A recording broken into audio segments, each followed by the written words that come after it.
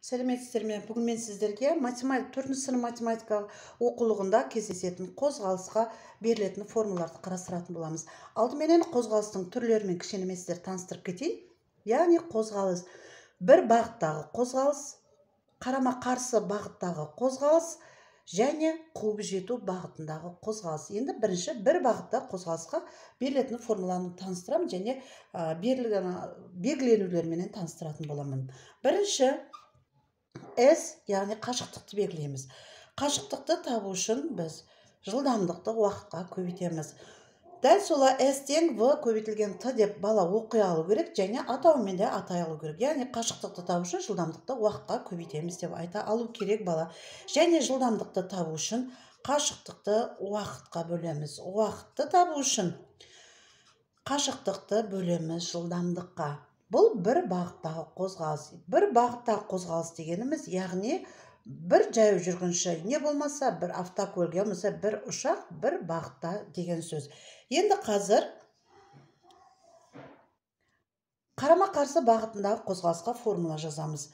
Қазір жанына жазам және айырмашылығын балаға жаттату оңай болу үшін айырмашылығын бірден түсіндіріп кетем.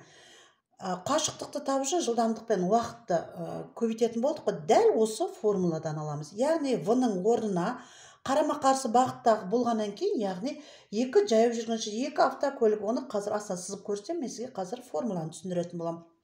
Яғни V-ның орнына V1 қосылған V2-ның Т-ға көбейтіндісі. Яғни бірінші жүргінші мен екінші жүргіншінің жүру жылдамдығын қосындысын көбейтеміз уақытқа. Енді уақытты табу үшін дәл осы формуладан аламыз. Яғни қашықтықты бөлеміз V-ның орнында V1 менен V2-ның қосындысына.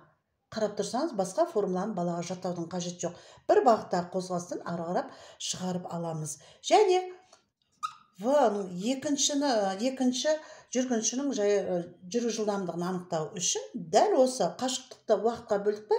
Дәл сондай қашықтықты уақытқа бөлеміз, бірақ бірінші жүргіншінің, яғни бірінші автокөліктің жүру жылдамдығын азайтып тастаймыз. Бұл қарама-қарсы бағытында қозғалыс. Енді мен мына жерге сіздерге қазір қуып жету бағытында қозғалыстың формуласын жазатын боламын. Яғни дәл осы формула V көбейтілген Т дедік, жылдамдыққа уақытты көбейттік.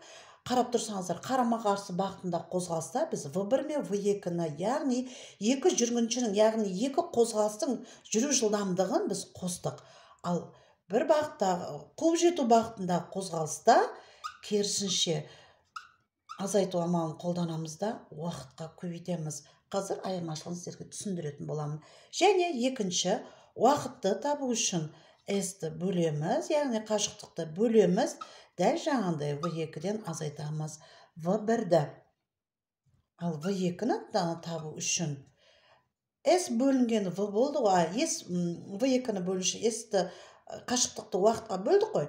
Дәл сондай бөлеміз, бірақ V1-дің бірінші жүргіншінің жүру жылдамдығынан, бірінші автокөліктің мысалы жүру жылдамдығынан азайтамыз қашықтықтың уақытқа бөліндісіне.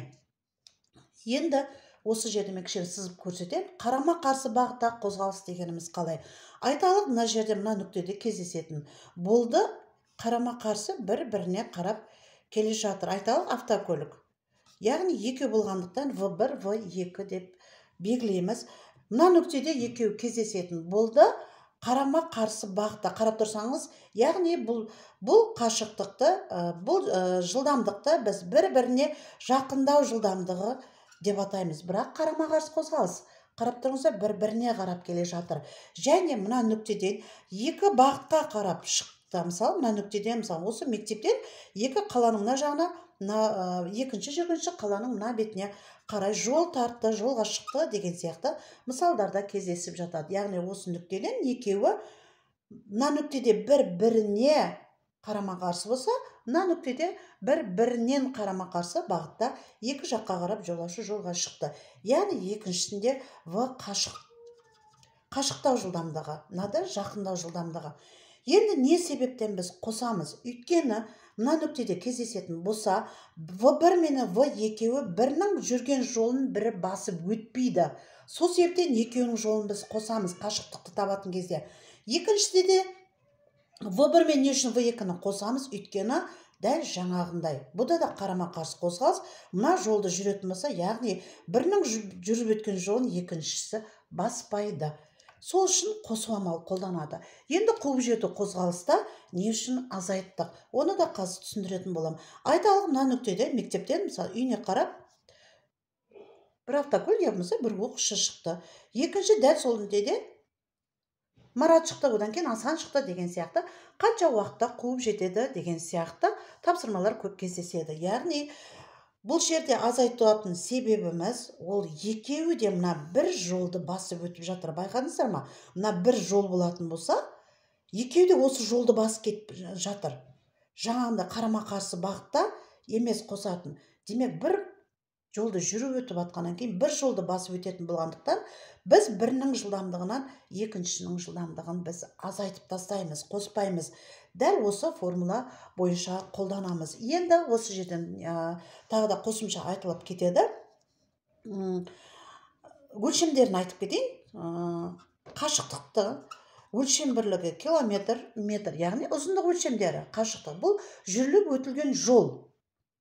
Мысалы, 5 сағат жүре ма жүргінші көлік, автокөлік 10 сағат жүреді ма, сол уақытта жүрілген жол бұл. Енді В ол жүру жылдамдығы, яғни белгілейміз километр, сағат, метр, минут. Осы жерде тоқталып кетем, километр, сағат, метр, минут дегенді біз қалай балаға түсіндіреміз? Өйткені осы километр, сағат дегеннің өзін бала түсіну керек. Ол не үшін жазылады, қайдан шықты деген сөз.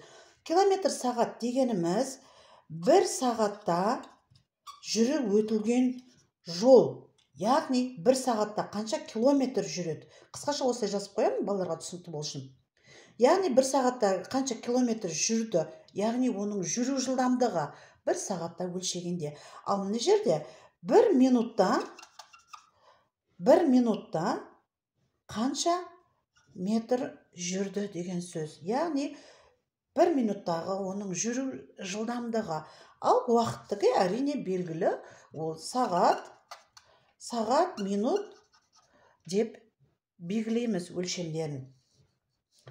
Қазір бір бағыт қозғалыс, қарама-қарсы бағытта қозғалыс және қуып жету бағытында қозғалыстың формулаларын түсіндірдім, өлшемдерін түсіндірдім, атауларын, яғни латын әріптерімен белгілейміз және өлшем бірліктерін түсіндірдім. Алдағы уақытта осы формуламенен есептер қарастыратын боламыз.